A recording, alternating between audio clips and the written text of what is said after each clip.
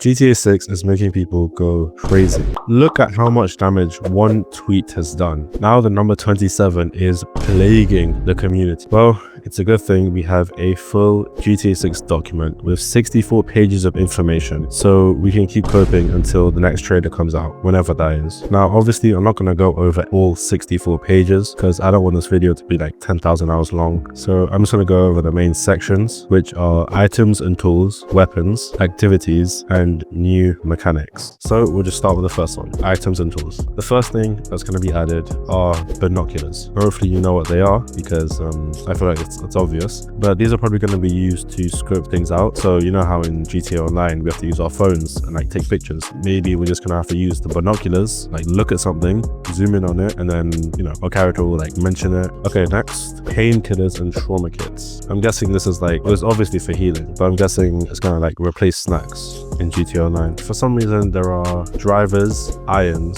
wedges, and putters. So if you don't know, these are all for golf. They're all like different clubs you could use in golf. So maybe they won't just be used for attacking people. Okay, onto the more complicated stuff now. First up, we have the auto dialer. Now this is going to be used to commit fraud, like over the phone. So this could be like a new way to make money. You probably wouldn't make a lot of money, but still, it's something. The immobilizer bypass. This is used to hack immobilizers in cars, which means stealing cars is going to be a lot more difficult. You know, there's going to be a lot more work than there is now, because all we have to do now is just press a button, smash the window, and we're in. But now it seems like there's going to be a lot more things that we're going to have to do before we can drive the car around freely. The Slim Jim. This is another thing which you're going to need to get into cars. So it's kind of like a lockpick, which you could use to open cars silently. Tracker jammer. Now this obviously jams any trackers, but the interesting thing is what would be tracked. Now the only things I could think of were cars or any vehicles you've stolen or any loot that you've taken. So it's kind of like how in the fine art file in the new update, it's kind of like how you take the little idle thing, right? So like if that has a tracker on it, you could use the jammer and you won't be able to like get tracked anymore. But again, that's just me speculating, so it might not be right. Next up, duffel bag and backpack. Obviously used for storing weapons, because we know what we're gonna find out. You can only hold a little amount of guns. So obviously we can use a backpack and duffel bag to hold more guns. And of course it can be used for storing loot or anything you've stolen. The cutoff tool. Now this is similar to the cutter that you use in the cargo ship robbery. So it's used to like open containers and break through locks and stuff. The last thing here is a USB drive. I'm not sure how that's used for. Maybe for like uploading viruses or something. Anyways, moving on to the next section, weapons. Now obviously there's going to be a lot of returning weapons like rocket launchers, assault rifles, but there's a lot of new ones as well, starting off with smoke grenades and flashbangs. Smoke grenades obviously make like a huge puff of smoke, so visibility is going to be like completely gone. Flashbangs do the same thing. They just flash really brightly, and enemies and any NPCs you use them on will not be able to see you. Now I found this one pretty interesting because it's not really like, it's not an actual gun. Like it doesn't shoot bullets or anything. What I'm talking about is the spear gun. So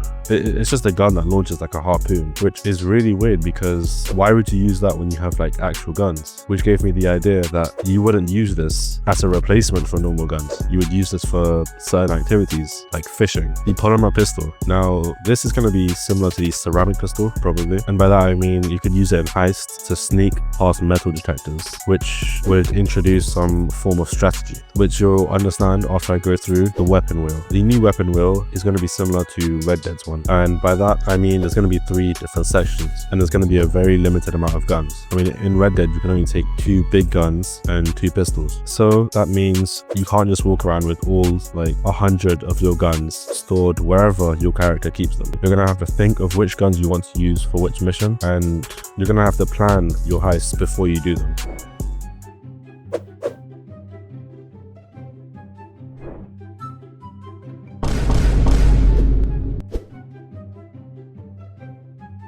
Activities and things to do. Now there are obviously returning items such as golf and races. Now I'm not sure if races is like street races like in the LS car meet. Normal races like in the job menu, or like triathlon type races like in story mode. Hopefully it's all of them because they're all in GTA Online anyway, so I don't see a problem with moving it to GTA 6. Scuba diving. Now this is interesting because we know GTA 5's waters are completely empty and boring. There's no interaction with it, there's nothing you can do with it. Having an activity like scuba diving means the entire underwater like ecosystem is going to completely change. It's gonna be insane because they wouldn't give us a whole activity over something they haven't improved. So maybe we're gonna be able to see marine life and, I don't know, find treasure underwater. Next up, fishing. This again shows the point of like how the oceans and like lakes and any body of water really is going to be completely upgraded. And I mean, fishing isn't a new thing to Rockstar because they have it in Red Dead. The last one here says dice. I'm not too sure what that means because there's no description for it and it just says dice. So I'm going to assume that's a casino.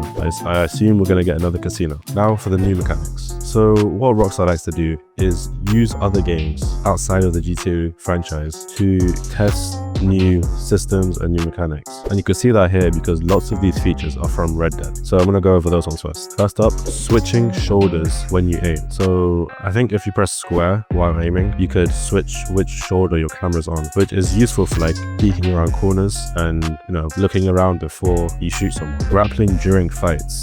Now when I say grappling, I mean like grabbing them during a fight. Kind of like here, you just like grab them while you beat them up. Carrying bodies. So let's say you kill someone, you could pick them up in Red Dead, by the way. You could pick them up, you could put them on your horse, or you can just like dump them in a lake or something. This means that the police won't find them, but which leads on to the next point, the new police system. Now, I'm just going to use Red Dead 1 for an example because that's all we have to go off of. So how it works is, let's say you commit a crime. You know, you find somebody and you kill them. Now, if nobody sees you commit the crime, you don't get police, which makes sense. But let's say somebody does see you. They become a witness and have to go to the sheriff to report the crime. So if you stop the witness before they get to the sheriff's office, nothing happens to you. Let's say you carry the body and hide it, and no one's going to find it, so there's no witnesses. So it's going to be a lot more in-depth. It's going to be a lot less brain dead. Because GTA 5's one is so dumb. Like, the police just show up like instantly. Even if no one sees you do the crime, they still show up, which is so dumb. The last thing is fencing. Now, no, I'm not talking about the sports where you like fight each other with swords. I'm talking about selling items. So what you can do is go to this guy. I think there's other places on the map, but this is the one I use the most since it's near a train station. But you can go to this guy and sell anything you've stolen, like valuable things, obviously. So it's kind of like a pawn shop, how you can like sell valuables and stuff and get some decent money for it. Now for completely new features, going prone, so lying down on the floor, which is actually, it's going to be very useful in like a bunch of different ways. First of all, stealth is going to be completely different with the fact that you can like go prone and like hide behind things better, and it's going to be good for exploring new spaces, and of course it's going to be good for glitches. I'm sure there's going to be like 10,000 glitches where you can clip through walls, clip under the map by like going prone and like getting up in a weird space. Loot bags. Now this is just like duffel bags and backpacks, I'm pretty sure, but maybe we could use them in free mode as well as in missions. Hopefully that is the case because the amount of glitches that people have used to get duffel bags in GTA Online, like at this point, just give them to us. Money laundering. Now this is kind of like, I guess it's kind of similar to the counterfeit cash business, except I'm not sure if it's going to be a business, but it might just be like an activity that you do like randomly, like an RNG event, or it could be a fully like operating business, who knows. And finally, telling NPCs what to do during a robbery. So instead of them standing in your way or just, you know, not doing anything and dying, you could tell them what to do. So, you know, you can tell them to take cover, tell them to just like stay behind you or something. There are basic commands to stop them from dying in dumb ways. Well, that's the end of the list. Hopefully you found this useful. If you did, like and subscribe. I'll see you in the next one.